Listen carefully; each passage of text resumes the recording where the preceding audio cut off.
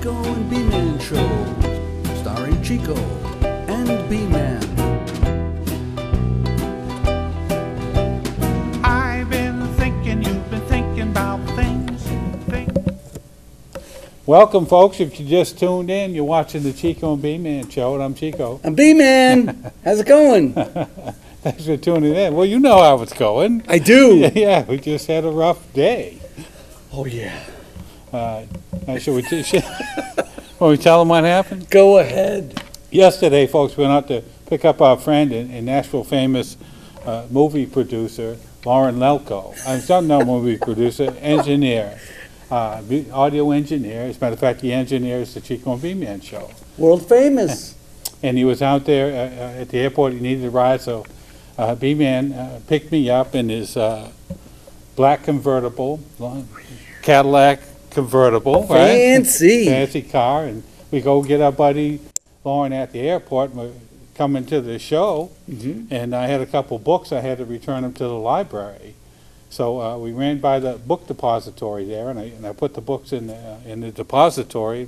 So we're heading over here to the show, and Wow. All of a sudden, you won't believe this, all of a sudden I'm hearing pow, pow, pow. And I'm soaked, all wet. You got hit, I got hit, Lauren got hit in the head. I don't know what was going on here. It was crazy. Mayhem, I tell you, mayhem. well, I And don't it know was what water, the heck like that was. water balloons Yeah. we got hit with. And it was Oh, boy. so B-Man, he's bam, bam, bam, Yeah. against it, and he pulls over the side of the road and just missed running into that fire hydrant Oh, right there. boy, But thank we're up on the goodness. sidewalk. Thank goodness you didn't I run in know by it. the over. We were wet already. Yeah. But that cop stand, there was a policeman standing there, Yeah. our friend, a policeman. I mean, he wasn't our friend, but he said, policemen are our friends. Anyhow, you know what I But mean. anyhow, he grabbed a couple of people there, and he said, "Don't worry, guys, I got these people from doing." He had two little kids there. 2 kids he Yeah, got? yeah, 2 kids. He says, "This is him. I got him." Well, wait a second. The 2 kids, I heard 3 pals. Yeah, I heard 3 too. I mean, yes, I heard 3. I heard 3 also. Boom, boom, boom. So, And the cop had the 2 people, and we were telling him, yeah. yeah, that we heard the 3 We booms. heard the 3 pals. And And just, he kept saying, "Oh, this is the 2 kids, and I got them both." wait a second. Something's fishy around here. Well, those 2 kids couldn't throw those balloons that fast with that much accuracy, right? I got hit in the shoulder. Yeah. Lauren got hit in the side of the head, knocked him back in the back seat like Yeah, that. just like that. Laying down and everything. I just got wet. Yeah. Crazy. And, I don't know. But I thought I saw somebody over to the right on that grassy knoll. You think so? Yeah, I saw somebody over there. The grassy knoll, Yeah. huh? And the cop said, no, there wasn't anybody over there. And I said, well hey, I said, B-Man heard 3 bam, bam, bams. You only got 2 kids. And I saw somebody over there in the grassy knoll. Interesting. So you ought to take a look. And he said he would check it out and get back to us. Think it's a conspiracy? I don't know. You think they were after Lauren? I don't know. They weren't after us. Listen, we're minor stars. Why would it be after us? Thank you. So anyhow, we Wow. got Lauren here. We are at the show, and We got to get to the bottom of yeah, it this. was different. Anyhow, It's really so, important. So that's the kind of day we're having. Okay. All right. Interesting but fun. Cool. And so if you're out there and you happen to be around that grassy knoll and you see somebody out there, beware that they might be throwing stuff on you, right? Yes, be very careful. Anyhow, we got anybody going to sing tonight? Oh, boy, we have a great lineup. We do? We do, All right. indeed. Let's bring somebody out. Take it away. Chico and B-Man Show.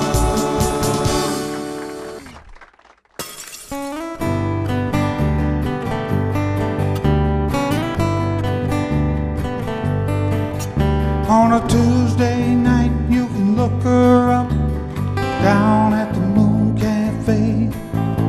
She's sitting all alone at a front row table, listening to the songs he plays. She don't ever dance, she don't ever talk. She sits there by herself, and every man wants her, but she don't want nobody else. She's in love with the man in the moon. She's in love with the man in the moon. And in her dreams he loves her too. She's in love with the man in the moon. She's in love with a man in the moon.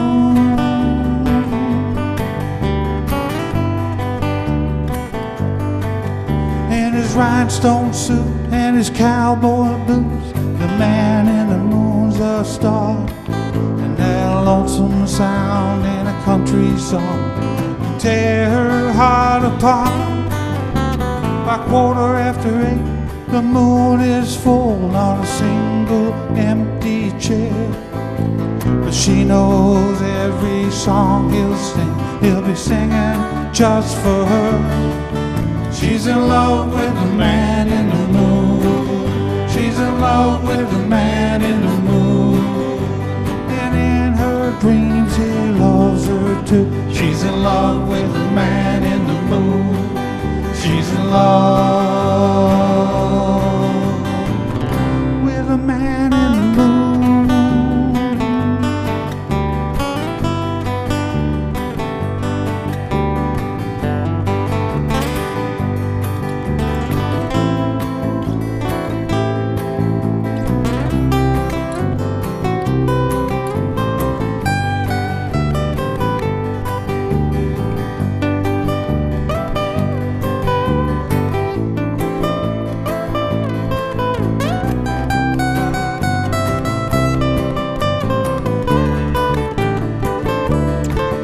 She's in love with the man in the moon. She's in love with the man in the moon.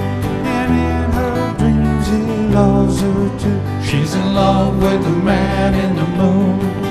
She's in love with the man in the man in the moon. She's in love with the man in the man in the moon. And in her dreams he loves her too. She's in love with the man in the moon. She's in love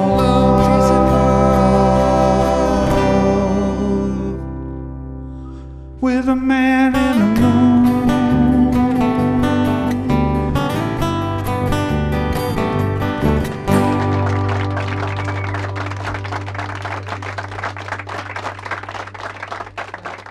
Welcome, folks. If you just tuned in, you're watching the Chico and B-Man Show. I'm Chico. I'm B-Man. Who's with, here? With us tonight is a friend of ours and a legendary songwriter. We're not worthy. Mr. Jerry Foster's with us tonight. Thank you very much. It's a pleasure to be here. Oh, my Jerry, I want to goodness. thank you for Yes. coming on our show. Man, I you know. appreciate you inviting Thank me. you. too, Thank you. man. Wonderful. You guys did a great job the last time I saw you. You were working the thing at the Commodore that I was on that night. Oh, yeah, we sure That was. was fun. And that's where we Rocking met the you. house. Yeah, That's right. We didn't rock it as much as you, but maybe rolled. one day. Well, someday you have to do that. You know? It's great, though. Wonderful. I wrote a couple of notes down to share with the one person in the world who doesn't know about you. Oh, But Jerry Foster has had over 500 cuts, right? Wow. Yeah. Most people, haven't written, One. Just one. well, I had a great co-writer too. You know, Yeah, guys. well, Really? For some of them you did, but you did a Yeah. lot on your own. Yeah. But your first song you had a hit with was with Charlie Pride, Yes, right? And it was in 1968, yes, the day the world stood still. that's that was it. great too. Sure was. Yeah. But I never forget when I first heard that intro, without words, just an intro that was Lloyd Green and Pig Robbins, Pig on piano and Lloyd on steel, and he did such a beautiful job of getting into that song. I thought, that's a hit. Mm-hmm. You just kind of can feel those things sometimes. You just kind of know. It's like Easy Lovin' by Freddie Hart. Oh, yeah. You heard the first note, you knew it was a hit song. So I just kind of felt good about Well, that that when was I first heard just it. one of many, though. That was a good beginning. Yeah, it was a nice one, 1968. Felt Yes. great. And so your first number one song was Jerry Lee Lewis. Yes, it was. Okay.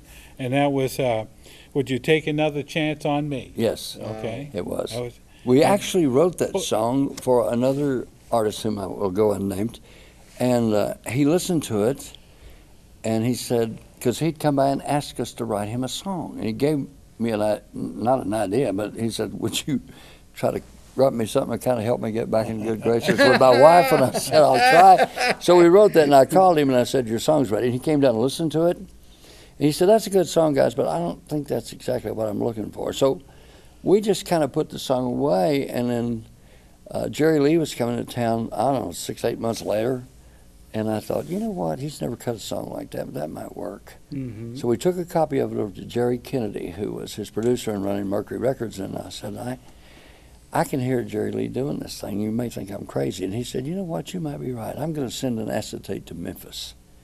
And he did, and Jerry Lee came in, and boy, when I heard that thing, the hair stood up on my arms. He just killed it. Yeah. Wow. He did a great job, and he had never cut a song like that before. Wow. You know, I mean, he'd cut country songs, but this was a whole different kind of an arrangement and a whole different kind of story for him, you know. And it wasn't rocking and Yeah, moving and yeah, stuff. It was right. just a Crazy. big ballad, Yeah. and he just killed it. A lot of times that does for us when they switch something like that. You know, I used to hear them the same old thing. Yeah. And all of a sudden they recognize, wow, they fall in love with them all over again. Yeah, Yes. that's right. Nice. That's I right. But think- you also had the flip side. Remember the flip sides?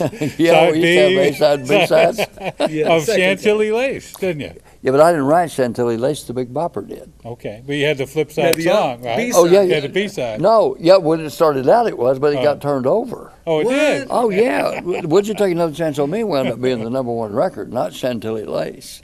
Oh, well, I didn't know that. Well, there you go. Yeah. We got lucky with Jerry Lee quite a few times. Jerry Lee cut 21 songs for us. Oh, wow. And a lot of them were hit singles, and then he did some album things. You know, we wrote the follow-up because Jerry Lee did an ad lib. And Would You Take Another Chance on Me? He ended it by saying something I didn't write. He said, "Think about it, darling." Oh. And I think Jerry Kennedy saw him do it on television. He called me, and he said, "If you will write a song called 'Think About It, Darling' and make it really good and strong, I'll cut it on the Killer." And so we wrote it, and we wrote it at night out at Bill's house. And we called Kennedy. Nobody called Kennedy after 6 o'clock in the evening. We still called him at 11 o'clock and singing to him on the phone. And we started at about 8, and you calling him, and he said, "Boy, that's really good." He said, "But I think you need to strengthen the second verse a little bit," and da-da-da-da-da. And so we said, okay.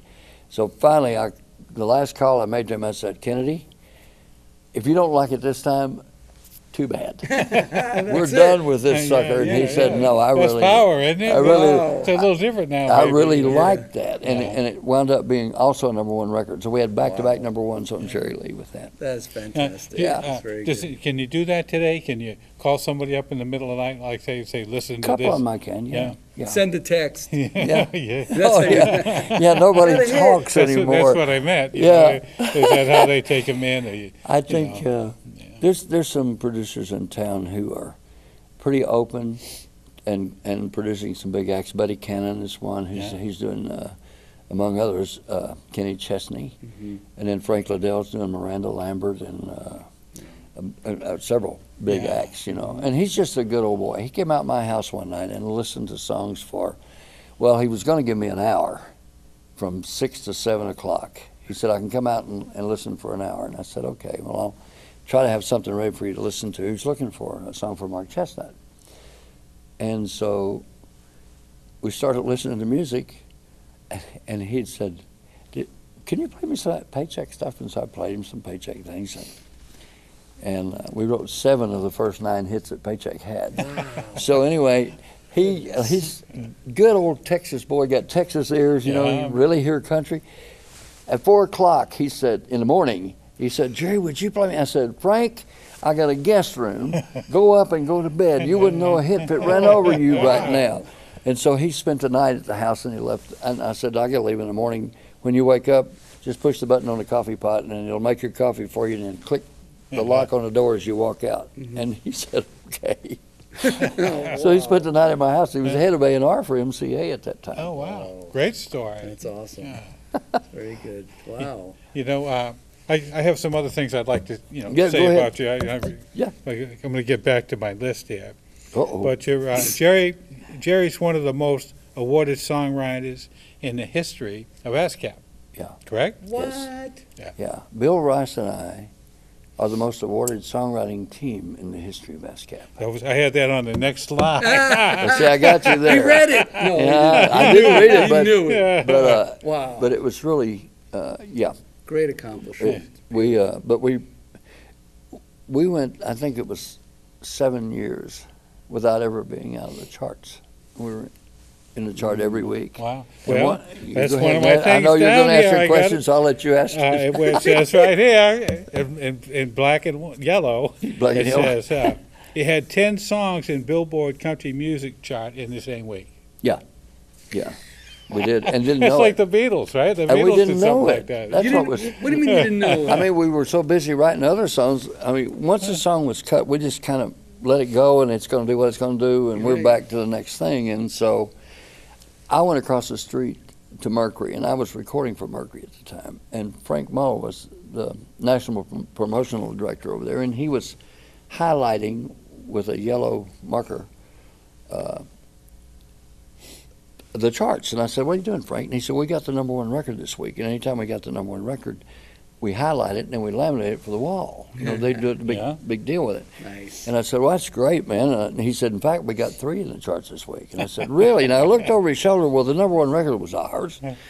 And I got to looking, I was counting, and I said, "Frank, do you know Rice and I have 10 songs in that chart?" And he said, "What?" And I said, "Yeah." Well, I went back across the street, and Bill was sitting in our writer's room with his guitar, and I said, "Bill, you know how many songs we got in the charts this week?" And he said, "No." No. And I said, 10. He said, "Oh, yeah? Hey, fellas, listen to this." And I thought, well, that ain't no big deal. I mean, we're ready to write another He had song. it new one So, already. you know, that was On it. to the next It's, hit. Yeah. Is that's what he we still? did. Is Bill still with us? Bill, yes, but he is pretty much retired. He's in Florida. I think he's down around, golly, I think maybe Cocoa Beach. Yeah. I think that's where he Sure, is. sure. Yeah. Once in a while, he'll come in for the Songwriters Awards banquet or something. He didn't make it this year, but we email and talk on the phone and stuff. You know, I still stay So in you're touch a little bit. actively around, especially this town. You're actively out there everywhere you go. There's Jerry Foster. Yeah. you know, Yeah, so well, you know. You know, I'm having fun. Yeah, you are. good. Yeah. Now it's different, and it's actually got some things going now that they didn't have back in the day when we were doing our thing, like the Commodore for one. Yeah. You know, where you got writers' rounds and stuff. Nobody did that in those days. Wow. Well, nobody thought it was a safe thing to do. Because, I mean, a They're writer worried can about their hear a songs, you mean? line, and Yeah. you can, a good writer can lift a line, you won't even recognize your song's been gone. Sure, sure. You know, and so but what we used to do was some of us would get together, like me and Jerry Chestnut. Dallas, I don't think ever got in like much, but there was several of us, and we'd maybe rent a room at the old Hall of Fame Motor Inn, Yeah. and we'd sit up there and have a guitar pull. You know, and producers sometimes would just drop by and listen, see if they heard anything. Oh, And we're wow. singing each other's songs. We're all writers. Yeah. And most of us have had some success, so you're not worried about somebody stealing something. And so we were just having fun with it, you know. And it's a chance to get together and visit. That's what I miss now, and I think that's really tragic that Nashville has lost that camaraderie that we all had. It was like one big happy family in those days. You know, You think it's just I pitched just a other big writers' city songs. now? Just a big city now. Yeah. Too many people trying to get involved, and Well, the pie's shrunk. yeah. So many labels have merged and been bought out, and same thing with publishing companies. The little publishers pretty much gone. There's a few, but basically, all the big ones have been bought up by major corporations, and so they've got staff writers. So it makes it really tough on these new kids that's trying to get somebody to listen. You know, Sure it is. there's Why would there's they? still When they're ears paying out that there. guy, they Yeah. want to listen to him. They would put the pressure on that guy instead of him. Yeah, I Keep understand pointing at that. me. I like that. That's cool. Well, I want him to pay attention to you. Slap it you some know? more. Now, let me ask you this. Okay. You know, you're a successful songwriter for many, many years, legendary. What do you think you might do different than somebody who's had some success or wants some success? What do you think you do different? You mean to have accomplished that? Yeah, what do you do different about songwriting than the guy out here just struggling every day? Well, And other than the fact that you're good at what you do, that's not what I meant. The- Man, what do you do? Because it's work.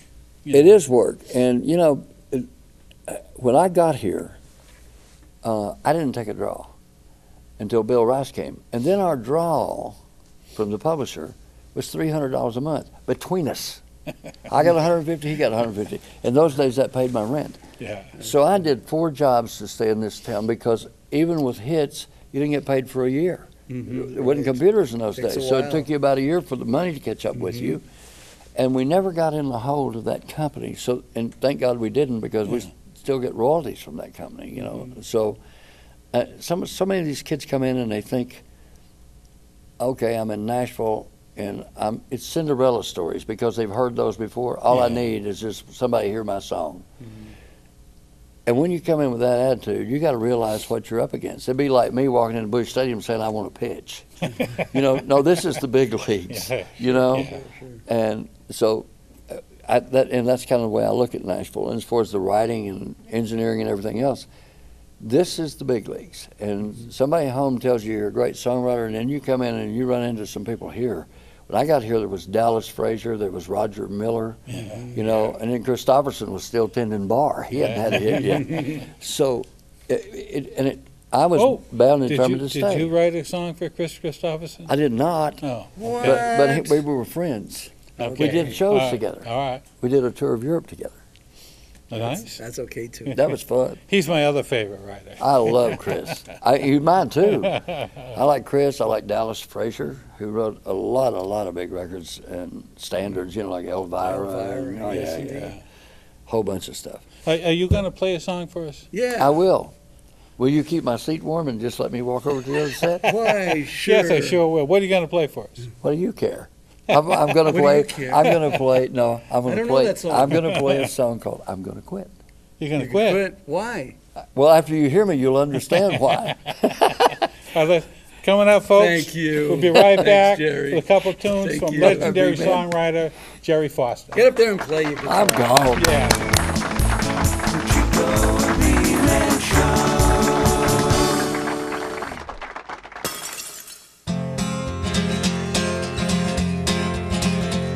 You ask me if I'm down since she left town. Well, I don't know. Maybe so. Sometimes late at night, I just might cry a little bit. But I'm gonna quit. Yeah, I'm gonna quit. Someday I'm gonna move on down the line and be just fine. Someday I'm gonna be right back on top when I stop missing her. Yeah, I still do. Just a little bit. But I'm gonna quit. Yeah, I'm gonna quit. You say you heard I tried suicide. Well, I don't do what I can't undo. But sometimes when I think, now I might drink just a little bit. But I'm gonna quit. Yeah, I'm gonna quit. Someday I'm gonna move on down the line and be just fine. Someday I'm gonna be right back on top when I stop missing her. Yeah, I still do. Just a little bit. But I'm gonna quit. Yeah, I'm gonna quit. I'm gonna quit. Yeah, I'm gonna quit.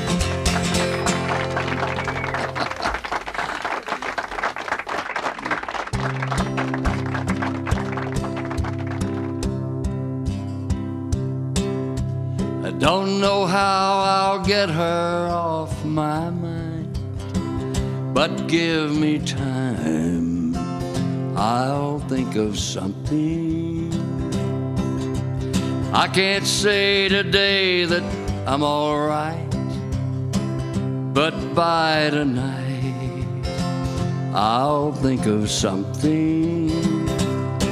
I'll find so many things to do that I won't have the time to think of her. And then if she's still on my mind, I'll try to drink enough to drown the hurt.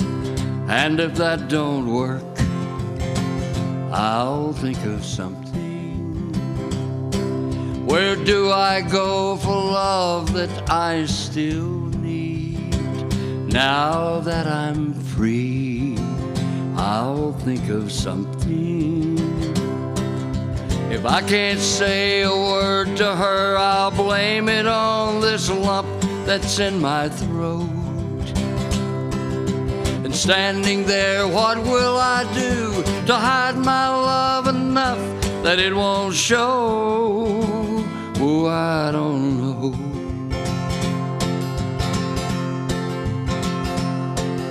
I don't know how I'll get her off my mind, but give me time.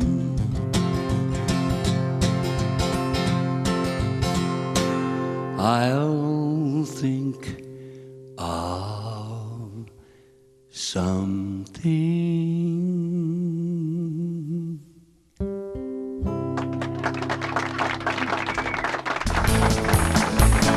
Chico and B-Man Show.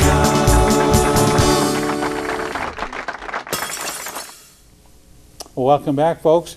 If you just tuned in, we're still alive. Thank goodness. After a rough day, but a good show. Great show. It's awesome. I'm still just wondering about this investigation. Yeah. The cop says he's going to look into it. I don't know if they're going to have. Maybe they ought to form some kind of commission. Commission? Yeah, commission. The Grassy Knoll Commission? Yeah, they go out there and find out who's Who's showing water balloons at us? Yeah, what's behind it? Maybe they weren't at us. Who knows? Wow. Who knows what they were It's trying to really do. something. We got to find out what's going on here. It's a rough world out there. It is indeed. Oh, boy. Anyhow, Well, great show. it was a great show. So, Good night, folks. See you later. Thanks for joining us, and we'll see you next time on the Chico and B-Man Show. Grassy Knoll. Don't go there. Who'd have thunk? Stay away. Okay, cool. My